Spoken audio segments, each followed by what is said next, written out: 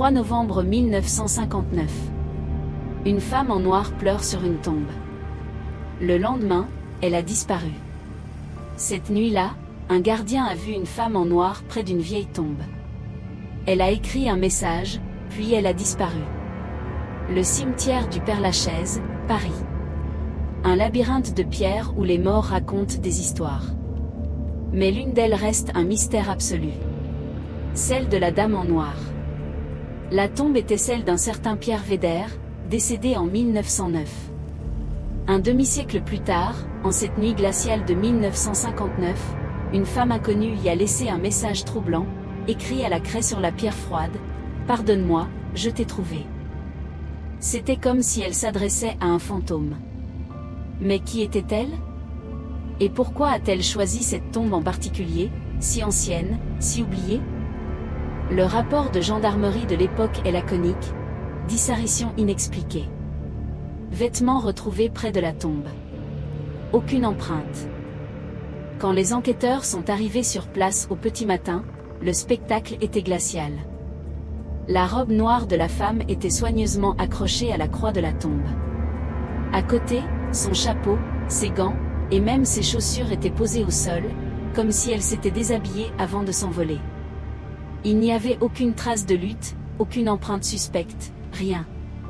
C'était comme si elle s'était évaporée dans la nuit parisienne. Les gendarmes ont ratissé chaque recoin du cimetière, interrogé les gardiens, cherché des indices pendant des semaines.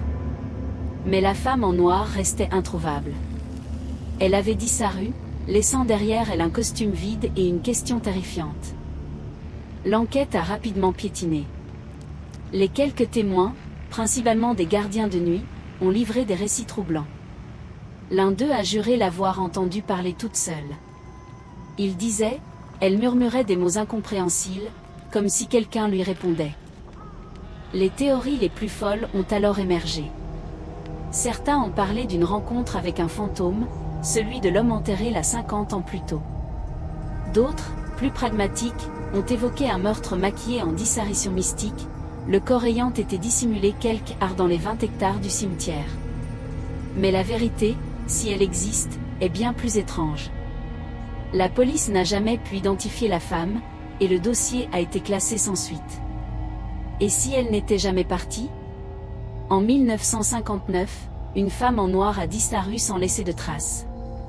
Mais aujourd'hui encore, l'histoire continue. En 2020, un touriste a pris une photo près de la tombe de Pierre Védère. En arrière-plan, on distingue une silhouette floue, une ombre noire qui semble observer l'objectif. Simple jeu de lumière ou preuve que quelque chose hante encore ces allées? En 2025, des visiteurs rapportent encore d'étranges sensations près de cette tombe, une présence, un souffle froid.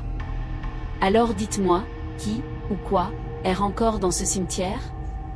Merci d'avoir regardé, et n'oubliez pas de vous abonner pour d'autres histoires qui vous empêcheront de dormir.